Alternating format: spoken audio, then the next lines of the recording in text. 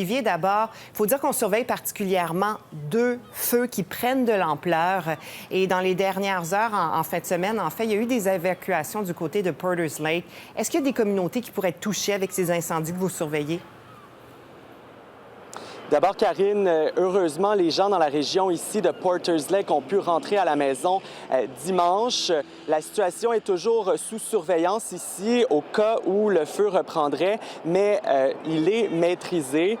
Les efforts, les gens sont concentrés surtout en ce moment sur deux feux de forêt dans les comtés d'Antigonish et de Kings, où ces feux prennent de l'ampleur. Ils ne sont toujours pas contenus ou maîtrisés. Le plus gros, Karine, fait environ 150 hectares, soit plus de 200 terrains de football. Mais bonne nouvelle, ces feux sont en région inhabitée, loin de communautés, donc on ne considère pas les évacuations. Il y a un autre feu à Argyle, dans le comté de Yarmouth, qui est maîtrisé, c'est ce qui a indiqué le ministère des Terres et des Forêts. Les autorités, par ailleurs, Karine, qui demandent la collaboration du public en ces temps secs.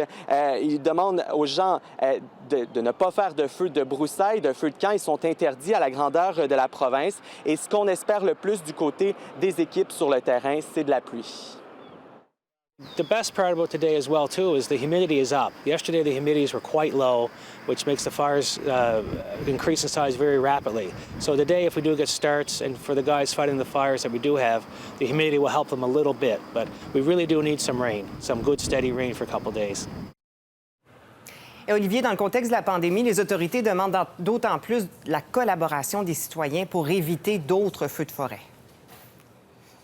Oui, pour éviter que les pompiers, les travailleurs du ministère doivent se rendre sur le terrain dans le contexte de pandémie. Et Karine, je vous dirais, il y a environ 225 feux en moyenne en Nouvelle-Écosse et la majorité d'entre eux sont causés par l'homme. Les causes pour ceux qui brûlent toujours ne sont pas connues. Mais ce qu'on dit du côté des autorités, c'est on a un message en fait pour ceux qui se rendent dans les bois en ces moments-ci. Vous pouvez entendre l'une d'entre elles.